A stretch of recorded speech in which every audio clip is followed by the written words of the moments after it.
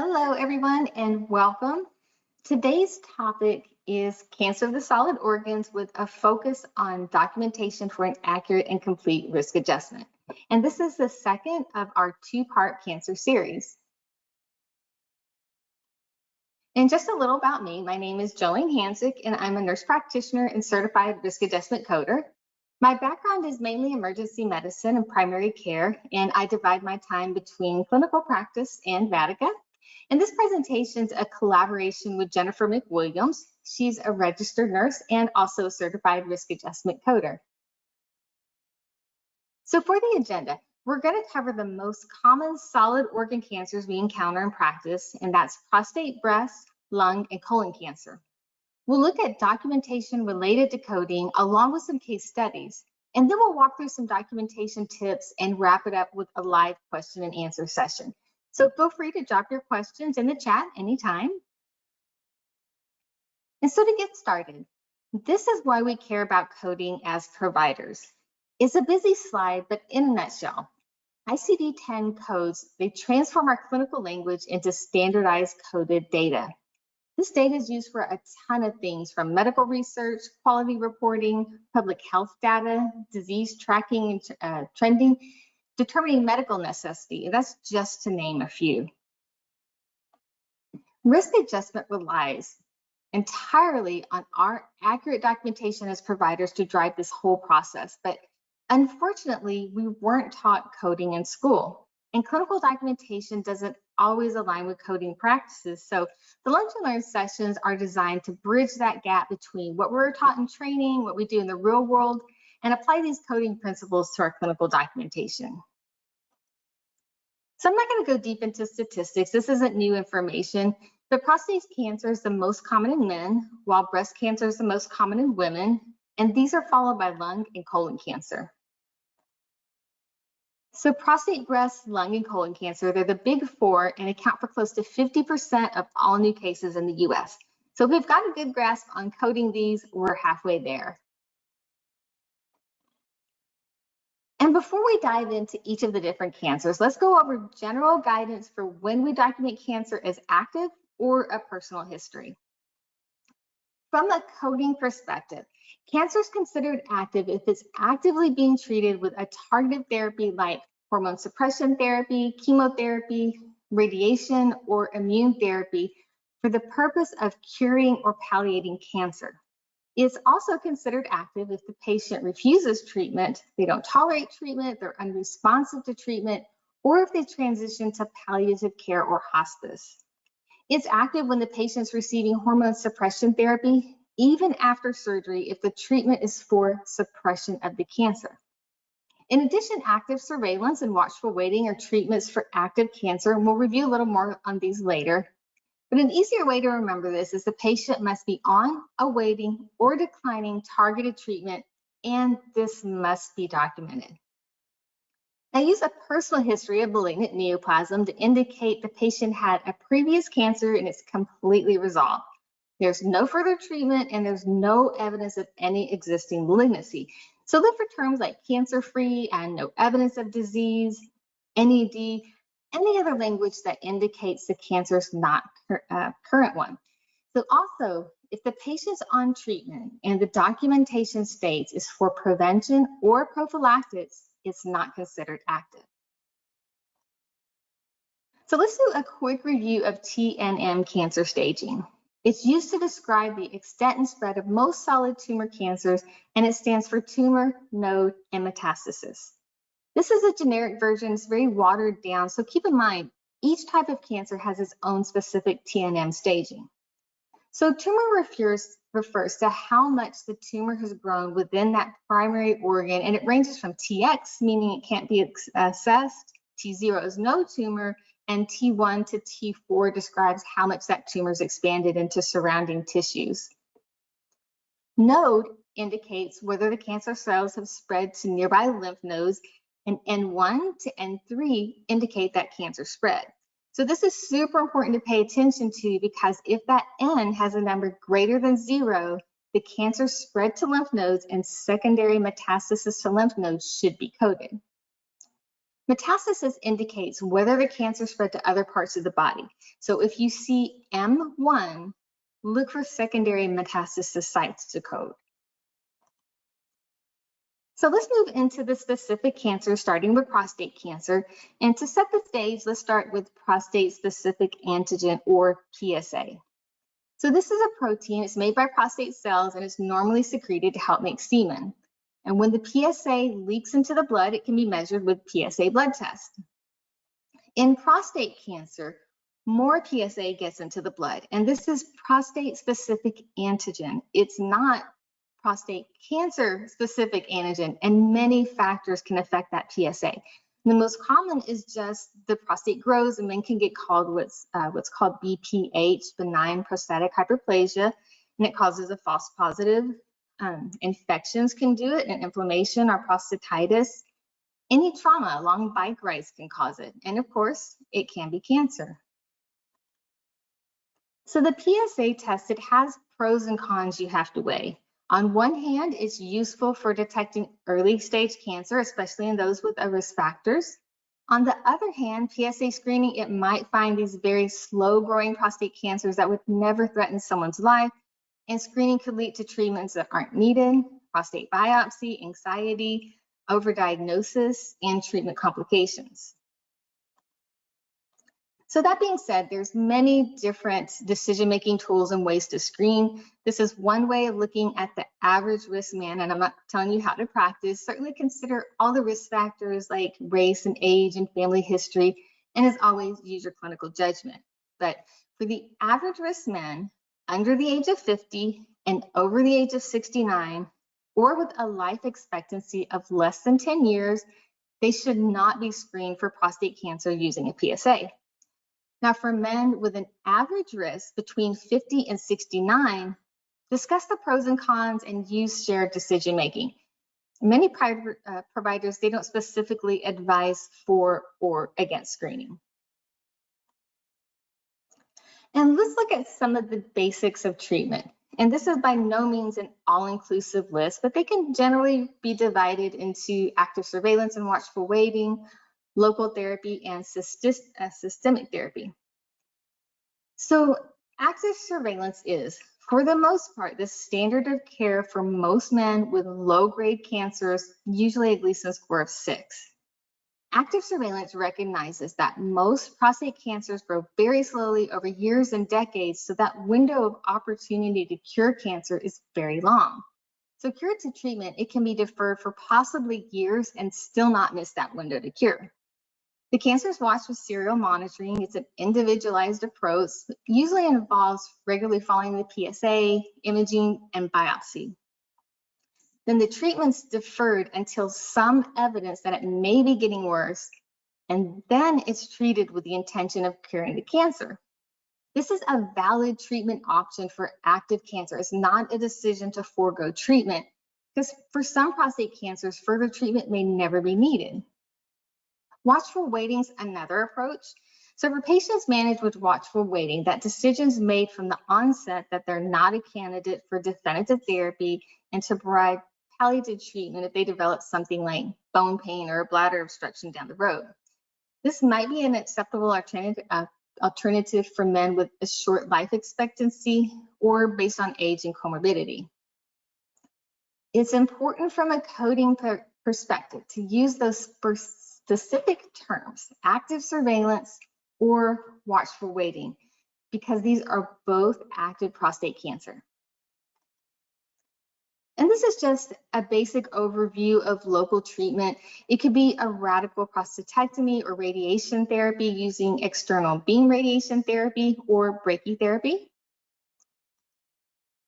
Systemic therapy is going to include things like hormone therapy and chemotherapy. And a brief note on hormonal therapy or androgen deprivation therapy. This treatment's given to drop the body's testosterone levels to a very low level. Most prostate cancer requires testosterone to grow and spread, so treatment that blocks the effect of these hormones can slow down the growth of the tumors. And when it comes to coding prostate cancer, code C61 malignant neoplasm of prostate, the patient is on awaiting or declining any of the previous treatment we reviewed. And of course, there's other treatments like immunotherapy and ablation therapy. Even if the patient had a prostatectomy, if they're on androgen deprivation therapy to suppress cancer cells like Lupron or Casodex, it's considered active unless there's documentation that states it's for prevention or prophylactic. It's also active if the patient's on active surveillance or watchful waiting, or if they transition to palliative care or hospice. But the key is to clearly tell us what that active treatment is and tell us if the treatment's for suppression or prevention. Use a personal history of malignant neoplasm of the prostate to indicate that previous cancer is completely resolved and there's no current treatment. And use this if there's no evidence of disease, the treatment is considered prophylactic or preventative. Remember to look for lymph node involvement and code the appropriate secondary malignant neoplasm of lymph node codes if there's evidence of involvement. So here's the code for your reference, and they're based on this site. And also be aware of any secondary metastatic sites. Okay, let's look at a couple of quick case studies and determine if these are active cancer or a personal history. The first is a 75-year-old male with a history of prostate cancer, T1, N0, M0, and the PSA levels not detectable. He completed external beam radiation therapy and there's no evidence of disease recurrence. This is a personal history of cancer. There's no evidence of disease, the EBRT is complete, and there's no documentation of current treatment. And here we have a very brief assessment plan. Prostate cancer, continue active surveillance, urology is monitoring the PSA. This is active prostate cancer because the treatment is active surveillance. Now, if we remove the word active, it would be a personal history of cancer because then that would just be routine surveillance. Okay, let's shift to breast cancer and start with screening. We went a lot deeper into prostate cancer, so we're going to cruise to the next two because of a lot of these same principles they apply. But the first step is to identify females at an average risk. And for screening purposes, a woman's at average risk if she doesn't have a personal history of cancer, a strong family history of cancer, or genetic mutations that are known to increase the risk like BRCA1 or 2. There's more details on this slide if you'd like to reference later.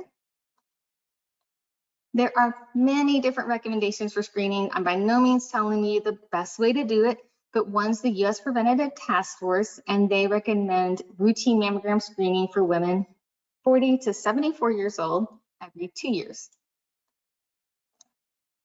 Digital mammograms the standard for routine screening, and as with all screenings, weigh the risk and benefits and discuss with your patient. And I have different types of breast cancer here for your reference, but we're going to skip for time. So one of the characteristics that drives treatment is the expression of estrogen and progesterone receptors and HER2. So HER2 is a protein on cancer cells that potentially stimulates cancer growth. Estrogen and progesterone receptor positive cancers, they have more of these receptors that attach those hormones, and they use them as fuel to grow and spread. So if breast cancer has these receptors, treatment is likely going to involve medicine that blocks them and reduces their effect. Triple negative breast cancer is a type of cancer that's not driven by estrogen, progesterone, or HER2, and it tends to be more aggressive than the other types. So breast cancer should be coded as active if the patient is on, awaiting, or declining treatment. Even if the patient had surgery, if they're on hormone therapy for suppression of cancer like anastrozole or tamoxifen, it's considered active unless documentation states is for prevention or prophylactic. So please tell us if it's for suppression or if it's for prevention. It's also active if the patient's transitioned to palliative care or hospice, but the key again is to clearly tell us what that active treatment is. And also look for TNM staging to see if there's evidence of secondary lymph node involvement or metastatic secondary sites. So code a personal history of cancer to indicate that previous cancer is completely gone, there's no further treatment, there's no evidence of disease, and use it if the states the treatment is for prevention or prophylactic. And when it comes to coding breast cancers, many codes are based on the location of the cancer, but in a nutshell, for each site, there's a code for left and right and unspecified, as well as for female or male breast. I only have the female here codes just to save space. Okay, a couple of case studies to look at and again decide if they're active or personal history. And so we have a 65-year-old female here for follow-up regarding her left breast cancer, and it's now 4 years from the diagnosis. She's currently taking anastrozole for prophylaxis, and she wishes to continue the medicine for the time being. So we'll repeat her bone density tests, continue her yearly mammograms, and she plans to maintain her anastrozole, scheduled to return in 6 months. This is a personal history of breast cancer because the anastrozole is for prophylactic. If the documentation stated the anastrozole was for suppression, then that would be active. So it's important to clearly state if you're suppressing cancer cells or preventing recurrence. So this is a 59-year-old patient that's 6 months post lumpectomy with an axillary node dissection for T2N1M0 right breast cancer with right axillary node involvement. She completed radiation and she's to continue active suppression therapy with letrozole, follow-up imaging in 6 months. So this case is active breast cancer because it's also spread to the lymph nodes. And even though she had that lumpectomy, documentation supports that you're still trying to suppress cancer cells. Okay, let's switch gears to lung cancer. Start with screening. As with all screenings, weigh the risk and benefits and an individualized approach based on your clinical decision making. Several experts groups, and this is just the U.S. Preventative Task Force for one, they recommend low-dose lung CT for average adults aged 50 to 80 years old who are at a high risk due to smoking. A person's considered high risk if they've had a 20-pack year smoking history and either currently smoke or if they've quit in the past 15 years. Stop screening when they've not smoked for 15 years or if they have a limited life expectancy. So lung cancer is coded as active if they're on awaiting or declining treatment. It could be a surgical resection, radiation, chemotherapy, or any other treatment that's not documented as preventative or prophylaxis. And again, tell us what that treatment is and document a personal history of cancer if it's completely gone and there's no further treatment. So the codes for lung cancer are C34, and they describe the site of cancer. If there's evidence of metastasis to lymph nodes or distant sites, include these secondary codes as well. Okay, I have a case study. This one is a 72-year-old woman with shortness of breath, productive cough, and weight loss. She's a current smoker with a 45-pack year history, and she had a CT that revealed a left lung mass and was referred to oncology. The PET scan shows activity in the left upper lobe mass with mediastinal nodes and liver lesions. The biopsy reveals non-small cell lung cancer, stage 4, T1, N2, M1. And she started on chemotherapy. So here we have active lung cancer receiving treatment with chemotherapy with secondary codes for the lymph nodes and the liver metastasis. Okay, let's wrap it up with colorectal cancer. Start with screening, and as with all screenings, weigh the risks and benefits and use your judgment. These recommendations apply only to those at an average risk for colorectal cancer, and I have the risk factors here on the slide for your reference.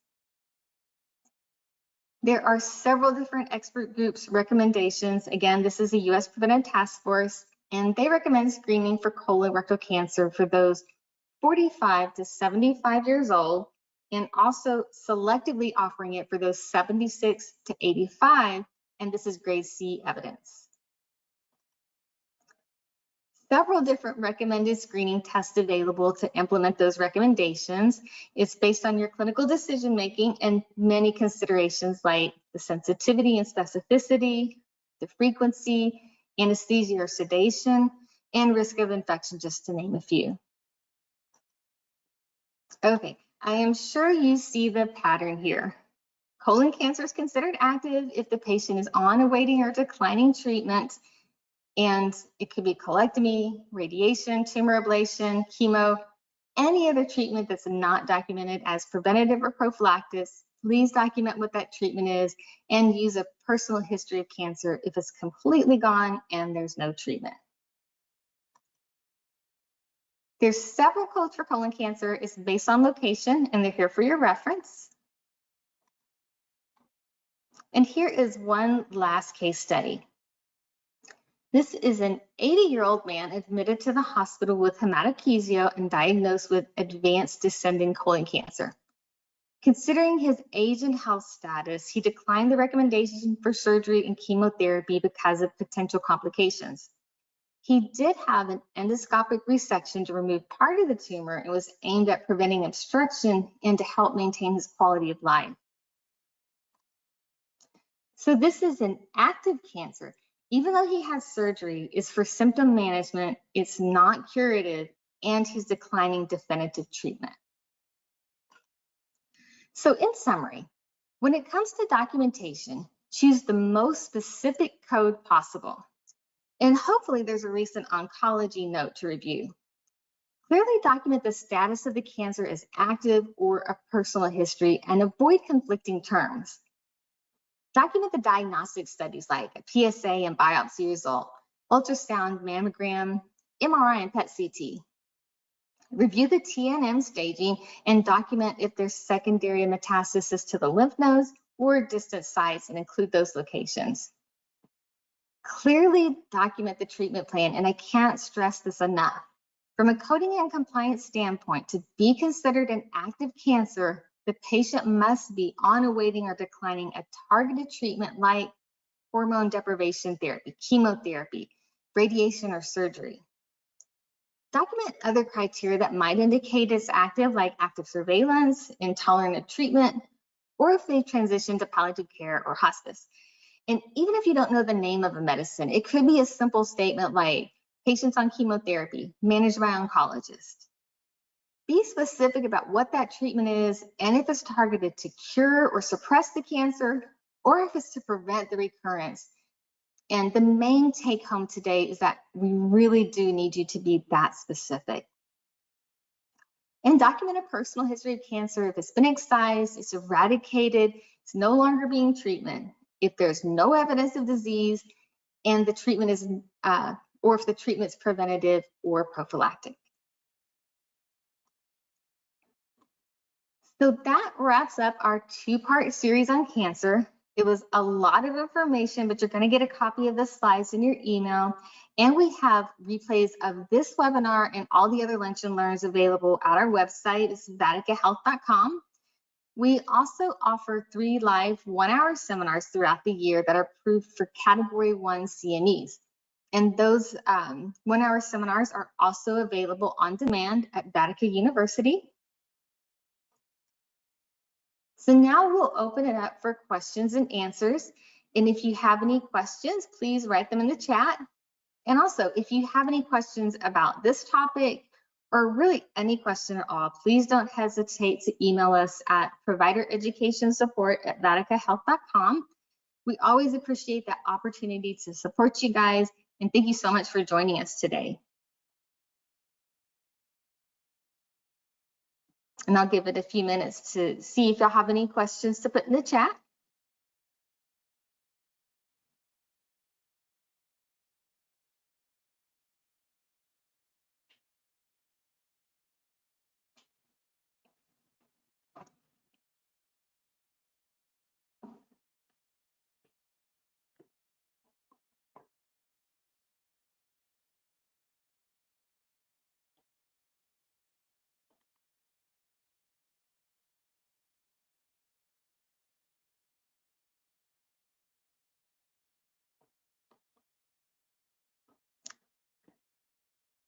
Okay, here is the slide with the website. It's vaticanuniversity.talentlms.com.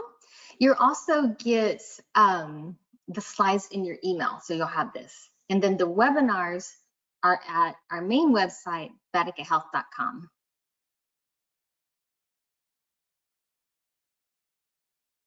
Looks like we do have a question. Someone has their hand raised. Unfortunately, we cannot take the attendees off of mute. So if you could type your question into the question and answer portion or the chat. Okay, so next question is, active surveillance was always educated to me as active cancer, not a history of or resolved. I 100% agree with you. Active surveillance is considered a treatment. That's the treatment, is the active surveillance, the routine monitoring of the PSA, biopsy, however, that individualized approach. Always code that as active prostate cancer. I apologize if I was not clear about that. Active surveillance is active cancer. Are tests such as the Cologuard and Coloshield supported in closing gaps? Yes. There was one slide I had a list of, they aren't specific about which test you use, just that you screen. And DNA would be one of those, the FIT, and that's the Cold Blood, Cologuard and FIT. Close that gap, yes.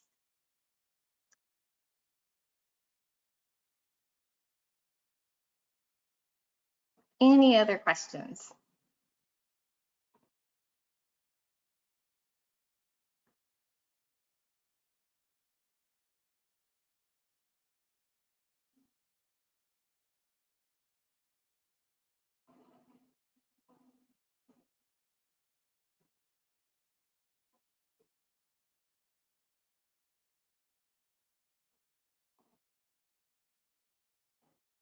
And we'll do it just another minute, almost 12:30.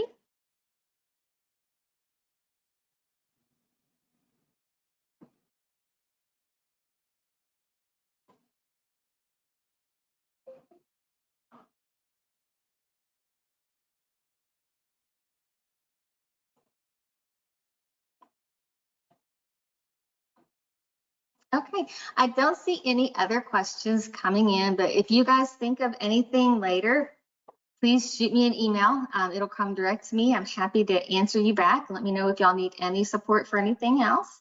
Thank you so much for joining us today, and we'll have another webinar for y'all next month. Bye-bye.